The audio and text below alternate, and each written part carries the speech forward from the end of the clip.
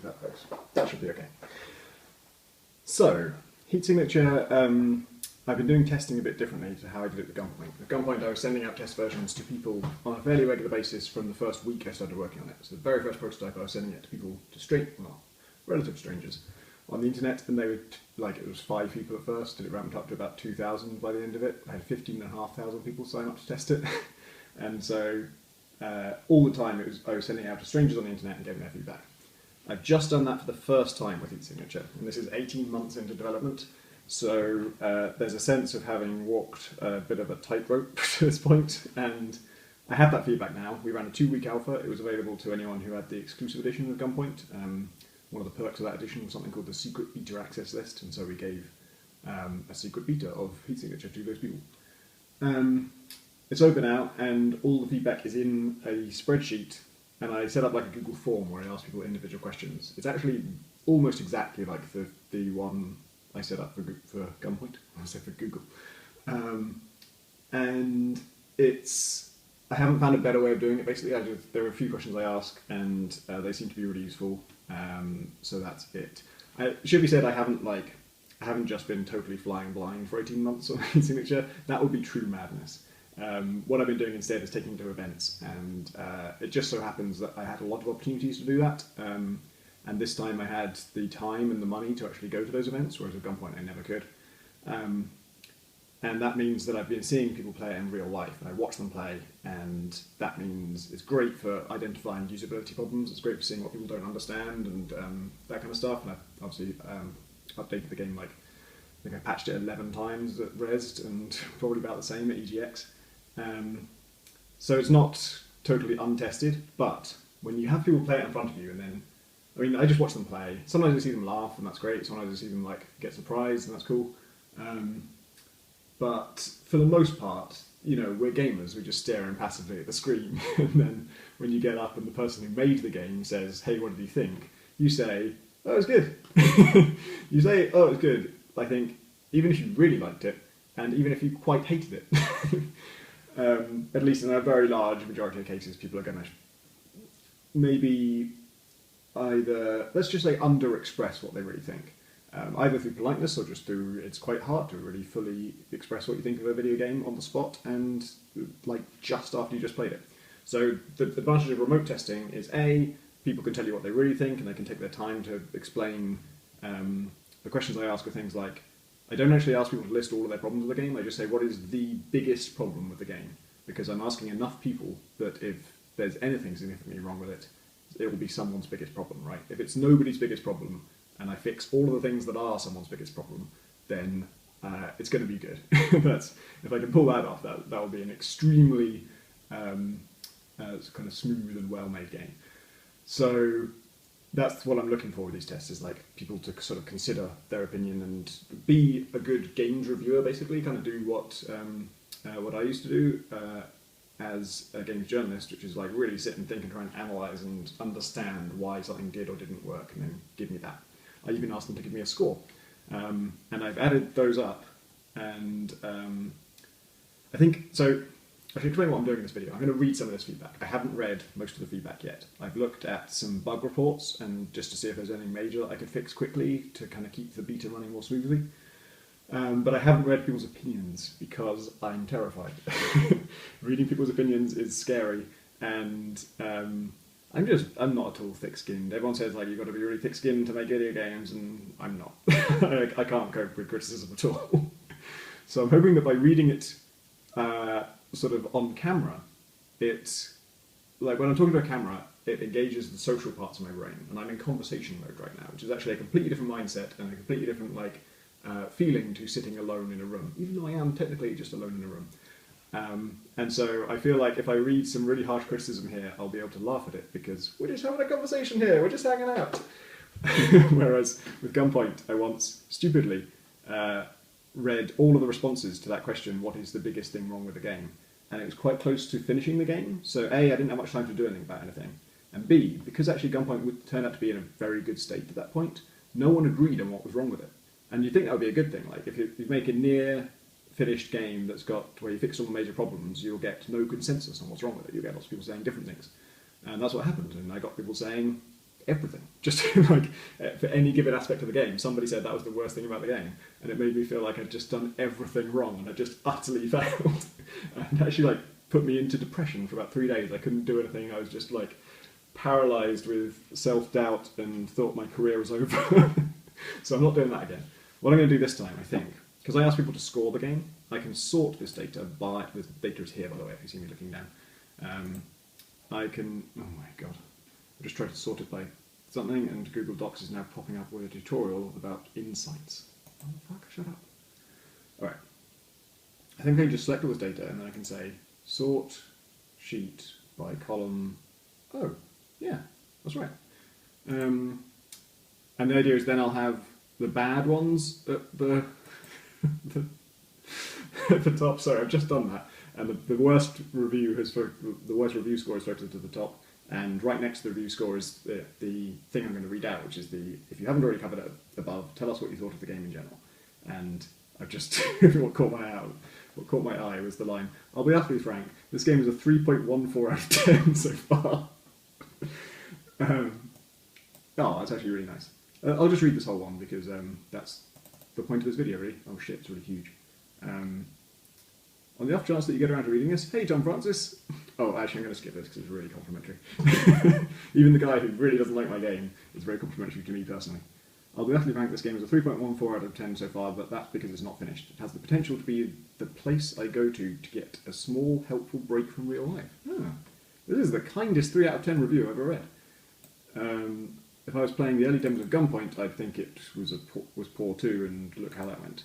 Yeah, so this is a good point, but also, like, I've been working on this a year and a half. I've probably probably coming up to having put more work into this than I had in Gunpoint at that time. And obviously that's not always a fair comparison, but in theory the way I work is to do the most important thing next. So whatever the game most needs, I work on that.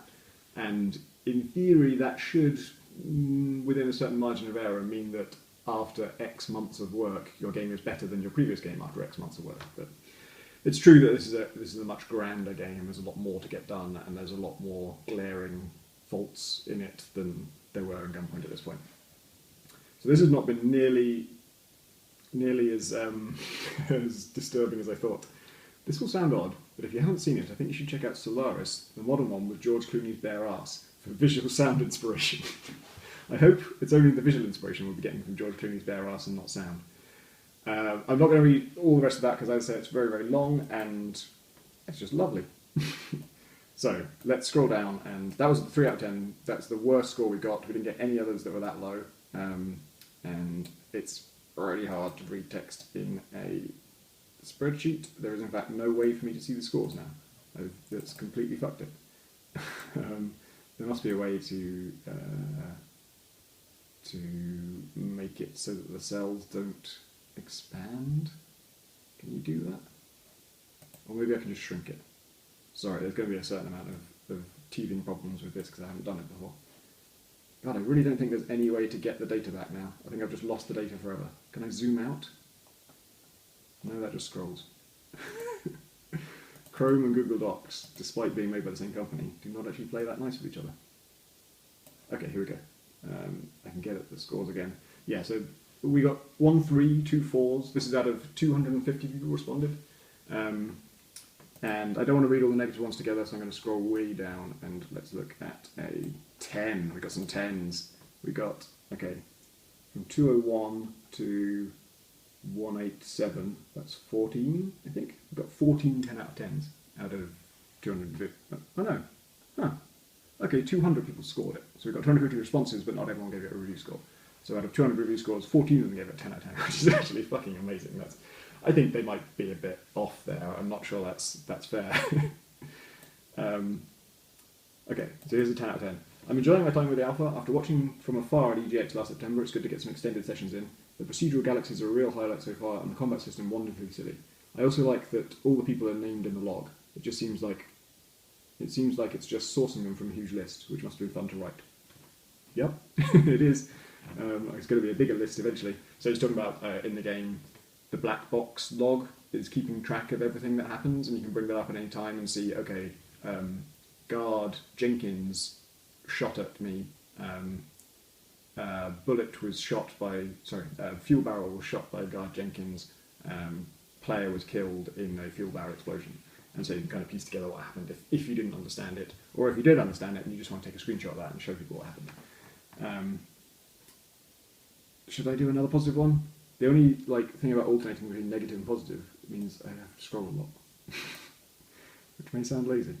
Okay, let's just go to another negative one. God, I was doing this because I thought the negative feedback was going to be brutal. The next worst score we got, one of the 4 out of 10s. This alpha version is a great concept, and I'm interested to see what is added as the project progresses. This is not how you write a scathing review, guys. You've got to kick into it. Okay. God, these are all really generous. Thanks, guys. The next 4 out of 10 review, I think I ask people what the worst thing about it and what the best thing about it is, and the general thoughts section, I say, if you haven't already made this clear, what are your general thoughts? So some of them are just I have already made that clear. So this one just says, I feel like it's already a lot to read, so I guess there's a lot more feedback. Maybe I'll look at that. I think the game is not that great yet, but I'm sure it will be that great. So just a lovely person, just being generous and kind, despite not having had a great experiment. Alright, so let's look at what that guy's biggest... I'm not naming the testers, because I didn't sort of make people aware I would be doing this. I didn't know I was going to do this. And so I don't want to... I want you to be able to give me feedback in the, safety of anonymity. I want you to not worry about saying something mean. I want you to be able to say something really vicious to me about the game, and certainly not worry about really being publicly singled out for it. On the other hand, it does feel a little bit weird, since it's nice. Now I kind of do want to give credit, but then I didn't ask permission for that, so I can't read. I'm just going to read anonymous snippets. And I hope that's okay. So this 4 out of 10. All right, here's his negative thing. This is what I should be reading from the negative ones, really, isn't it? What's the worst thing about it for the people who didn't like it? It quickly gets repetitive and boarding feels too easy. That's fair. Or rather, everything seems equally easy. It's almost as easy just trespassing on a ship as it is to knock out a random guard, as it is to kill a valuable target, as it is to steal control of the whole ship. It should probably be harder to get inside the cockpit than to just punch a dude and get out. Yep. Oftentimes on a steal mission, I initially decide to just accomplish the objective as fast as possible and get off the ship, but then realise there's no danger preventing me from looting everything on the way. Also, everything seems to react too quickly. When you shoot something, when an enemy ship sees you, I feel like there isn't even a nanosecond of pause to assess the situation before everything jumps on you. It doesn't necessarily make the thing much harder, but much harder to understand what's going on. That's interesting. So the first part of that, it's just too repetitive and too easy. Everything is the same. You just you board a ship and there's always a route to do what you want to do, and once you know the basic rules for how to avoid guards and how to tackle them, it's true that there isn't much challenge. And I think I probably talked enough about how I'm going to address that last time, because I talked about adding pressure, and that's what it needs, I think, is this sort of sense that I do want you to be able to sit there and plan your approach, and then after you start the actual infiltration, once you kind of cross the point of no return, or once you, kind of decide to engage, once you commit to breaking into a ship and you've decided how you're going to do it, then you start dodging guards and stuff. From that moment until you get out safely, there should be pressure. You should be feeling tension and you should be feeling afraid, and so there needs to be more elements that are kind of chasing you or pushing you or blocking you off or that kind of stuff. So yeah, I agree with that criticism, that's fair. The reason I haven't made it much harder yet is that it also takes a lot of learning just to figure out how to play, and until you figure out how to play, you're just going to be dying and dying and dying and dying. And if you also adding genuine difficulty that can't be overcome by just understanding the game, then that exacerbates that problem. And of course what it really needs is a difficulty scaling thing, so that at first that difficulty stuff is turned off and you just get to learn the game in a safe environment, and then as you get to grips with the game gets harder. And that's the plan.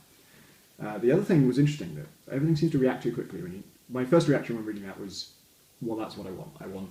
If you get seen, then guards should shoot you instantaneously, and it should be very hard to survive, or at least a sort of disaster situation, because the game is supposed to be about avoiding getting shot at in the first place, like Gunpoint. It is more forgiving than Gunpoint, which is another reason I was surprised to read that. When you shoot something, or when a ship enemy when a ship or enemy sees you. It feels like there isn't even a nanosecond of pause to assess the situation. It does go into slow motion. I hope that worked for this guy. I hope it didn't fail to trigger. If a missile launches at you, everything goes into slow-mo. If someone fires at you, that goes into slow-mo. And that was specifically, in some cases it does let you avoid it, but mostly it was about letting you understand what's going on. So it's a shame that this guy's specific complaint is that it's so fast it's hard to understand what's going on. I don't want to go too far into making that even more generous though, because it's already pretty generous once you get it, I think. It may just be a sort of like, it may just be that the kind of game I'm making is not the kind of game this person prefers. But certainly I want you to understand why you died, and if I'm not doing that, I'll see if I can do better. We'll see if we get more complaints about that. If he's the only person who found it hard to understand, then I won't bother.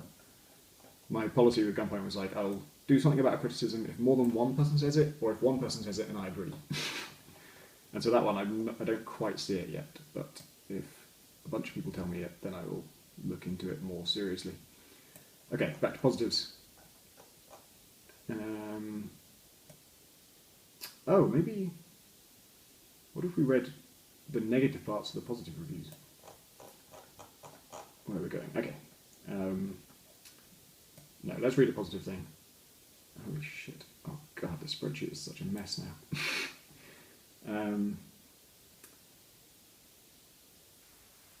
I thought it was great and I will be disappointed come August 30th. I thought, for some reason I thought, like, does he think it's getting released on August 30th? Why is he disappointed? And I remembered that's when the beta ends.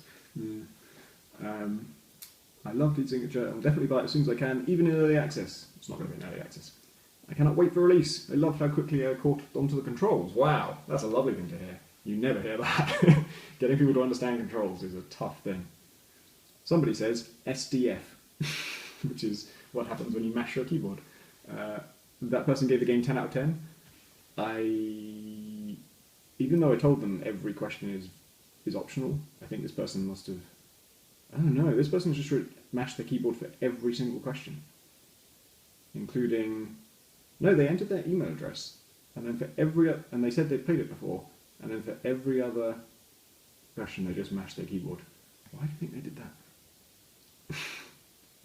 I did say that if you give me feedback, then I might include you in some future tests that maybe you won't get access to if you don't give me feedback, so maybe you thought that would do.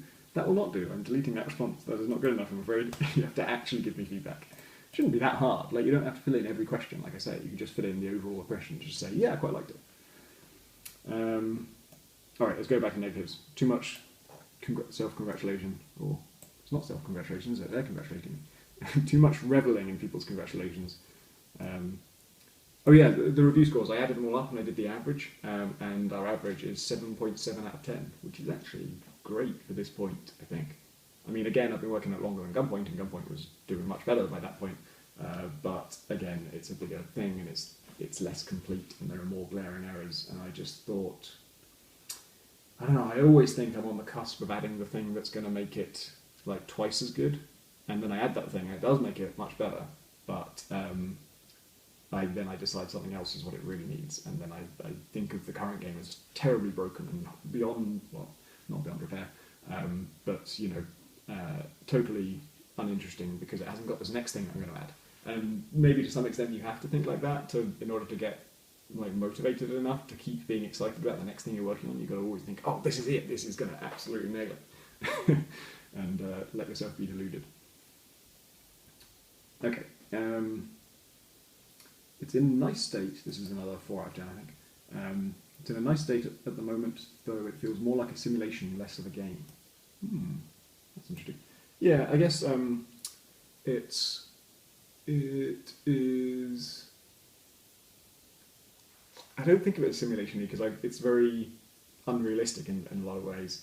But I guess what it means is you can do missions, but they're not chained together in any way. You don't get any reward from it. There's no persistent progression.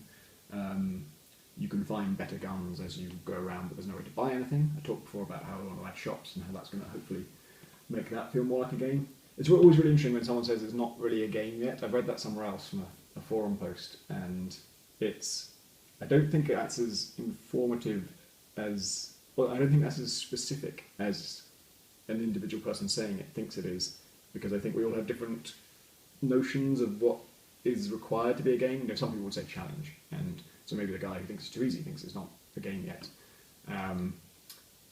And for me, I think of it as gamey because it's, you know, that you can succeed and you can fail and you can die, and there are sort of all these mechanics about that.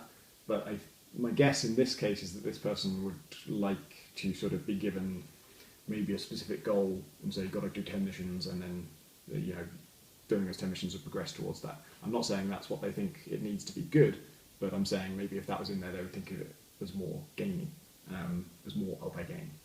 And yeah, I certainly understand the impression that it feels like a kind of a sandbox right now. It's just there's a lot of things you can do, but again, you're not sort of pushed to do them.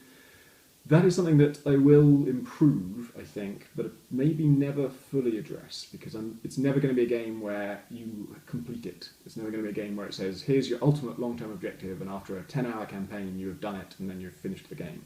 It's going to be like... the closest point of comparison, weirdly, is a mod for Skyrim I've never played, which is Skyrim's a big open world, and this mod just, instead of making you the hero of the world who's starts as a prisoner and then, you know, fulfills a prophecy and vanquishes the dragons, instead it just picks a random person in that world and says you're that guy. You're this hunter who lives in the woods, who's, you know, survives off the land, or you're a barmaid in this tavern, or you're a imperial guard at the castle.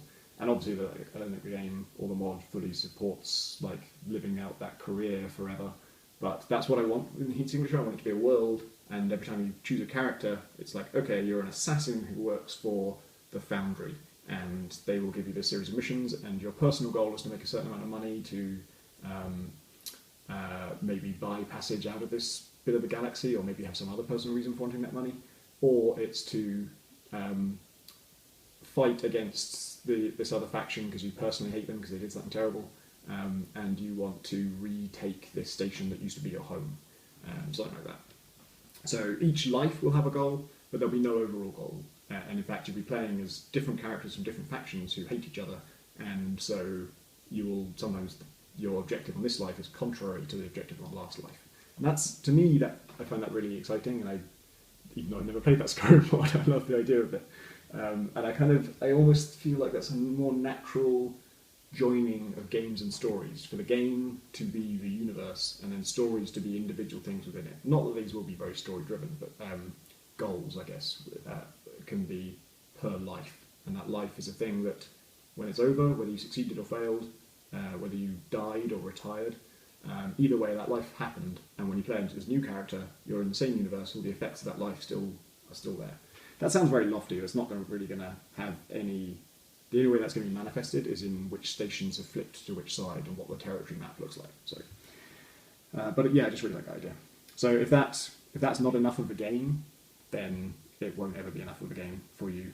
But I don't get the impression this person is like being super strict about that. I think that might satisfy. I'm going to carry on with negatives because I'm quite enjoying it. Generally, I thought that Heat Signature is pretty damn good for an alpha, or darn good, I think.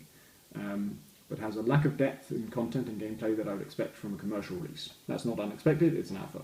It's a phenomenal proof of concept. This is getting embarrassing now, my negative reviews are so kind. It's a phenomenal proof of concept, but it needs organs and muscle on its skeleton to really come to life. That's very well phrased. Let's see what this person thought. Okay, so there's like a suggestions box as well. So this person suggested... I'd really like if the game had characters and central storyline. I covered what I will be doing in that way, but it won't have a central storyline. More interactions with space stations. Yep, definitely. You'll be buying things from shops, and choosing missions will be more of an explicit thing. Upgrades and abilities beyond makes this ship accelerate and cool down faster. Yep, that's planned. On-foot segments having more ways to interact, distract most of the guards. Definitely planned. Ability to fight with bare hands. I want to add like a chokehold move, so if you get up behind someone, regardless of what you're carrying, you can just choke them out, and that'll be a silent takedown. We'll see if we get to that. Guards being less floaty circles in their movement. I don't totally know what that means. They wander around aimlessly. Yeah, I don't really see that one. Wrenches knocking out guards when thrown. What? They totally do. Wrenches knocking out guards when thrown. That completely happens. That's what the whole game's about. If you didn't get that to work, then no wonder you didn't like it. I don't know if that's a bug or if they. It's probably theoretically possible to throw it far enough that it's just about to stop before it hits the guard, and if at that speed it might not have the what's it called, momentum to knock the guy out. But that should be working. Throwing wrenches at guards is feature number 1 in Heat Signatures list. More visual differentiation between factions, ships, exteriors. That is planned.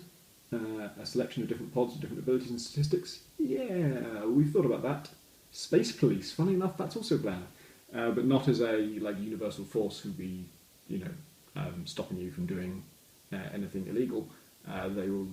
One of the factions is kind of the police, and one of the ones we have planned. We don't know if we'll do it for sure. I think I might wrap this up soon. It feels like it's getting too long, and I'm recording on my phone, and I haven't done that before, and I'm scared I'm going to lose the entire thing. So maybe we'll do one more positive and one more negative. So what I'd really like to get into more specific things that the people who liked it liked, because I don't want to it's good for me to read this criticism, but I realise if you're someone who's sitting there excited about the game, it might be kind of off-putting to hear what the people who liked least about it. It's like cast the way to present the game in the worst light.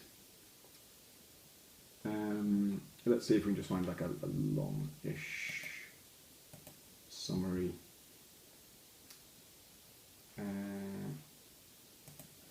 Okay, the overall impressions are very short, and it was an incredibly enjoyable experience and worth actual money in its current state. I'm looking forward to how the final product will turn out. Let's see what that person. Sorry, just quickly another one. It's a ton of fun. Please don't take my alpha away after 2 weeks because I'll totally keep playing it as is. But my reason for that is I don't want people to get. It might be a long time before this game is finished, and if you have access to it for that whole time, I think anyone who sort of wants to play it will just burn out totally. And then the people who are most excited about the game will be sick of the game by the time it's done, and that'll be a bad situation because then I'm sort of relying on the people who are most enthusiastic about the game to be the ones who spread the word about it when it comes out. And some of them still would, but I don't want to gamble with that thing. That sort of factor of people who are very excited about the game, playing the game, liking it, and telling other people about it. That's sort of vital. That's the most important thing.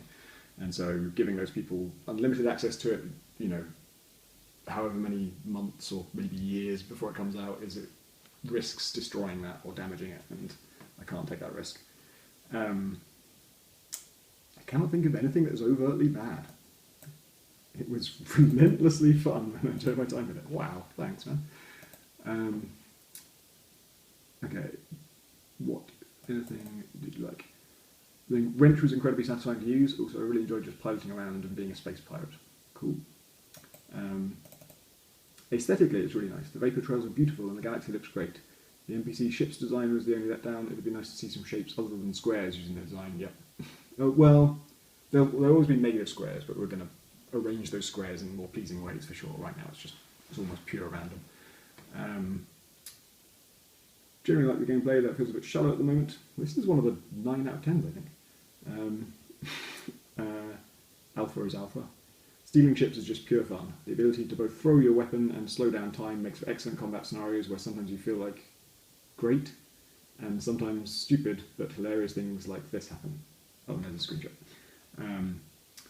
Music and sound in general is great. Interior ship music in particular. Awesome. Alright, let's go back to negatives. My emotional roller coaster, although so far it's just been mostly high. Right, so let's look at.